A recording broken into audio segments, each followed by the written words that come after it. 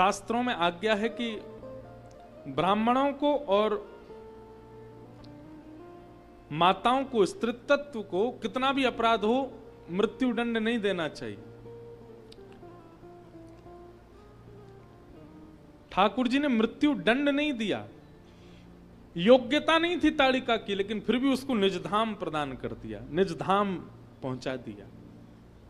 ताड़िका का पूरा भाव देखा जाए तो किसी भी रूप से वो भगवत प्राप्ति की अधिकारिणी नहीं थी। ठाकुर जी ने उसको निजधाम प्रदान किया।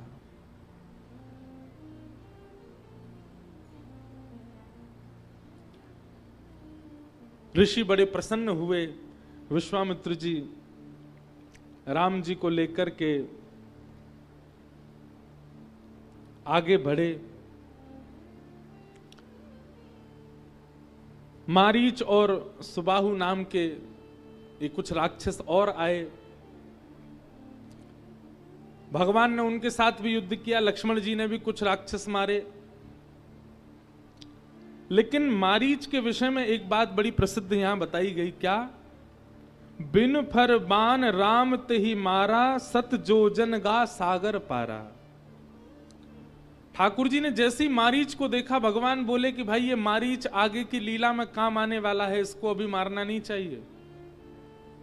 और ठाकुर जी ने बाण तो निकाला, लेकिन बाण निकाल करके उसके आगे का जो भाग है जिससे मृत्यु होती है उसको निकाल दिया। केवल सादा बाण मारा, लेकिन वो भी ऐरा गहरा नहीं मारा, ऐसा मारा कि मारा 100 योजन सागर पार जाकर के मारीच गिरा। कहां गिरा? लंका में आके ही गिरा।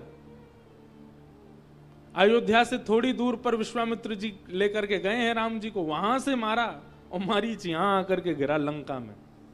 तभी उसकी मैत्री हुई रावण के साथ।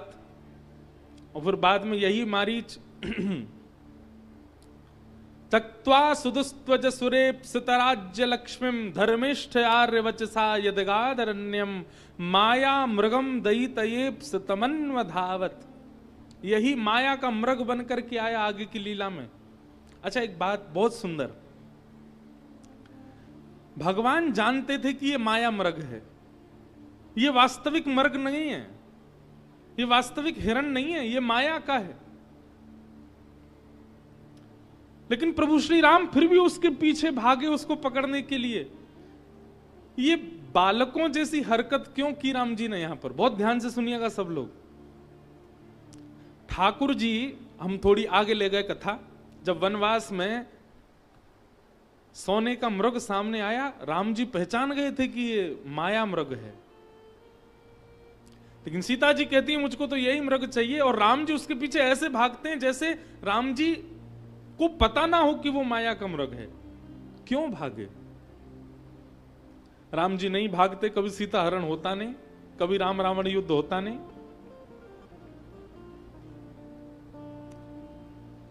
बहुत सुंदर बात।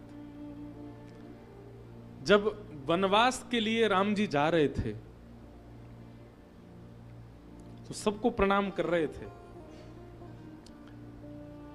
दशरथ जी तो अचेत अवस्था में हैं, प्रणाम करके आए। कैकेयी मैया को प्रणाम किया, कौशल्या मैया को प्रणाम किया, सुमित्रा जी को प्रणाम किया, संपूर्ण नगर को प्रणाम किया। और अंत में राम, लक्ष्मण और श्री सीता जी गुरु वशिष्ठ को प्रणाम करने गए।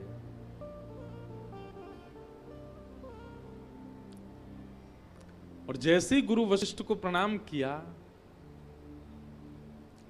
गुरु वशिष्ठ राम जी से कहते हैं कि राम भद्र, 14 वर्ष के लिए आप जा रहे हैं, हम आपसे कुछ मांगना चाहते हैं।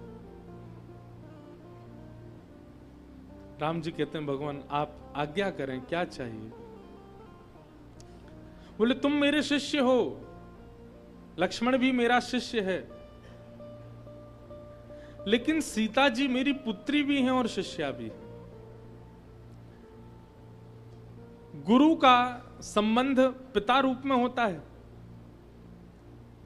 विवाह करके जब सीता जी को लेकर के आए तो जनक जी ने दशरथ जी से जो चर्चा की पता नहीं, पर मुझसे भी चर्चा की थी कि हमारी पुत्री बहुत प्रिय है, हमारी पुत्री बहुत सुकोमला है, इनका ध्यान रखिएगा।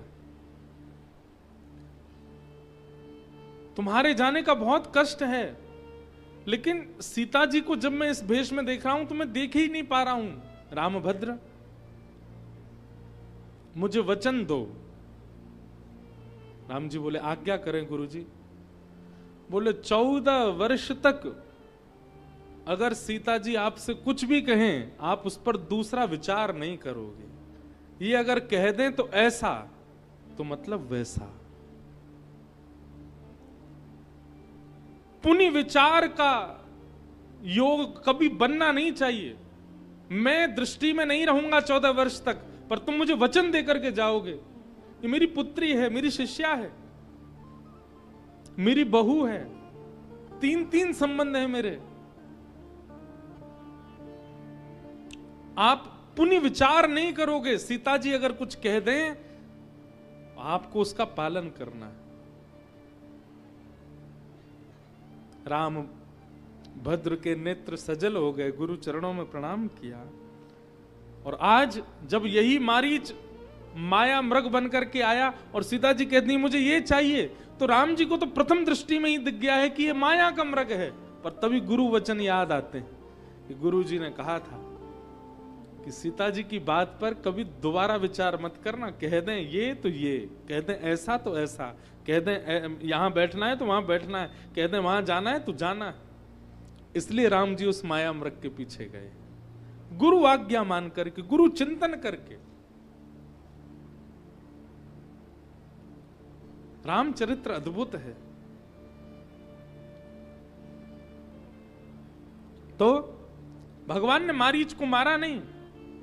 ठाकुर जी जानते हैं कि आगे लीला में ये सहायक बनेगा, इसलिए उसको केवल बिना बाण के आगे के जो नुकीली वस्तु होती है उसको हटा करके केवल उसको बाण मारा, और इतनी तेज मारा कि महाराज समुद्र पार जाकर के लंका में गिरा मारीच।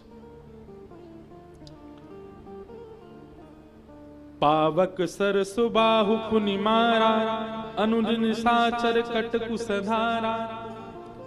भगवान ने अग्नियास्त्र चलाया, उसमें से अग्नि प्रकट हो गई, उससे सुबाहु को मार दिया। अनेक राक्षस मारे, लक्ष्मण जी ने भी कई मार दिए।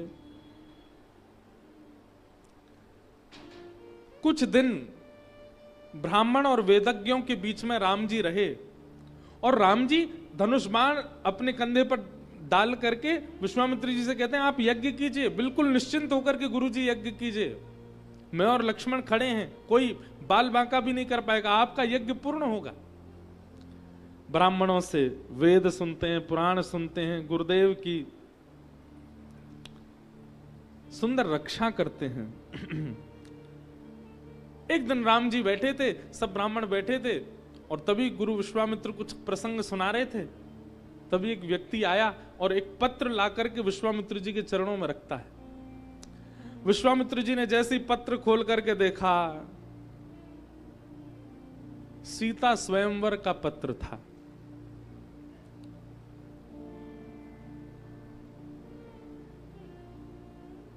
विदेहराज जनक जी ने आमंत्रित किया है, हमारी पुत्री सीता जी का स्वयंवर हो रहा है और उसी में धनुर्यज्ञ होगा, हे मुनिवर कृपा करके आप पधारो। यहां सीता जी का स्वयंवर पत्र पढ़ते ही विश्वामित्र जी को राम जी दिखने लगे।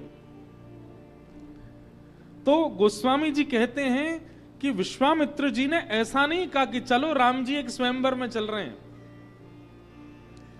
विश्वामित्र कहते हैं आप दोनों भाई हमारे यहां यज्ञ की रक्षा के लिए आए हैं, एक यज्ञ और चल रहा है, उसकी रक्षा करने के लिए हमें थोड़ी दूर जाना पड़ेगा, चलो रामभद्र।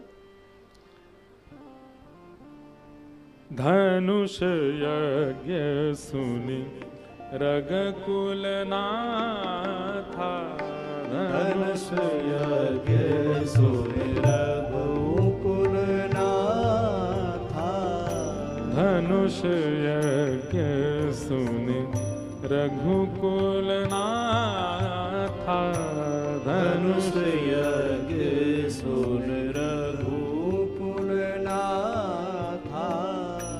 हर्ष चले मुनिवर के हर्ष चले मुनिवर के साथा, हर्ष चले मुनिवर के साथा, हर्ष चले मुनिवर के साथा, धनुष यज्ञ सुन रघुकुल नाथा, धनुष यज्ञ सुन रघुकुल नाथा। धनुर्यज्ञ की बात सुनकर के राम भद्र लक्ष्मण जी चल पड़े गुरुदेव के साथ में। चलते चलते तभी मार्ग में एक आश्रम दिखाई दिया। कैसा आश्रम है? आश्रम एक देख मगमाही, आश्रम एक मगमाही, खग मृग जीव जंतु तह नाही,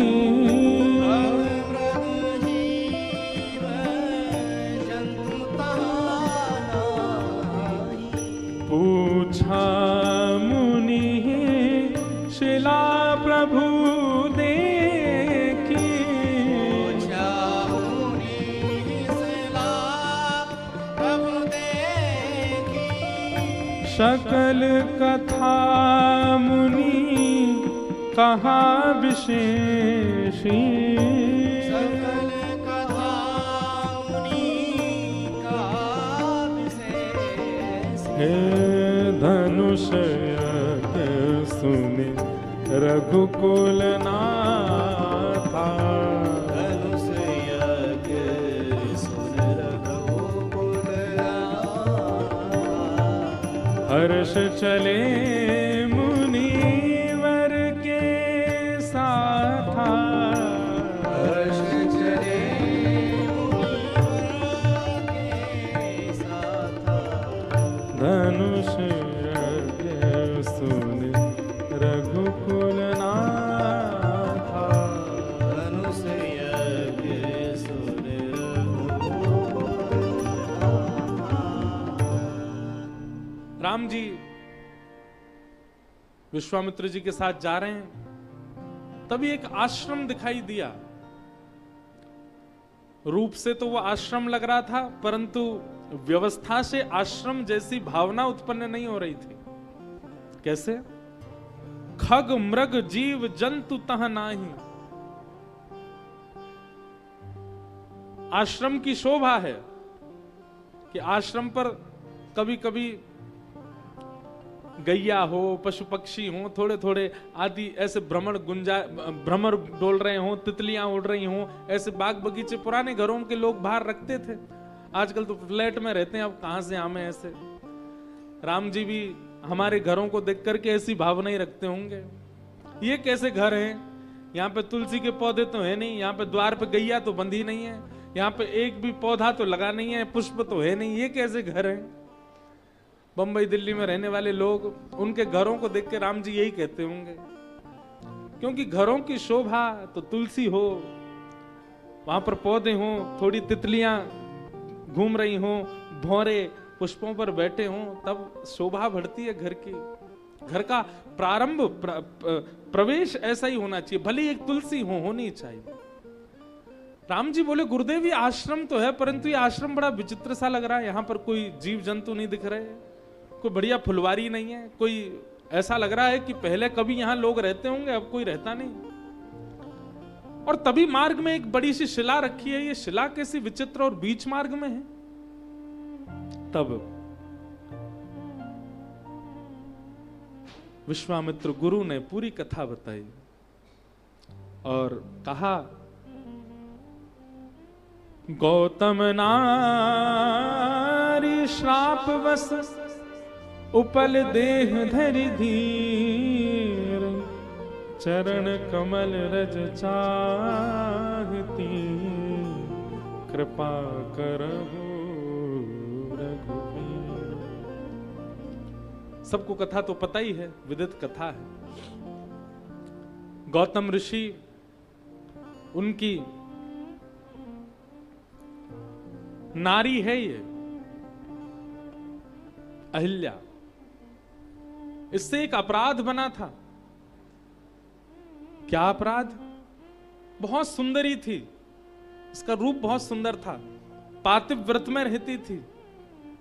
इसके रूप को देख करके एक दिन इंद्र मोहित हो गए और इंद्र गौतम ऋषि का रूप बना करके आ गए। इन्होंने जब इंद्र को देखा, आए तो वो गौतम ऋषि के रूप में थे, परंतु ये देख करके पहचान गई कि ये इंद्र है, मेरे पति नहीं है, पति का रूप धारण करके आए हैं। उस समय इनको थोड़ा अभिमान हुआ कि मैं इतनी सुंदरी हूं, मेरा रूप इतना सुंदर है कि मेरे रूप पर देखो स्वयं इंद्र रूप बदल करके आया है मुझसे मिलने के लिए। और तभी वहां गौतम ऋषि का आगमन हो गया। गौतम ऋषि ने आकर के देखा कि इंद्र रूप बदल करके खड़ा है और गौतम नारी उनसे चर्चा कर रही हैं। अब ऋषि तो ऋषि हैं, वो देखते ही पहचान गए, बोले कि ये जानती थी, सबसे पहले तो इसका अपराध किए, मेरा रूप धारण करके, इसको तो दंड देंगे ही, परंतु ये तो जान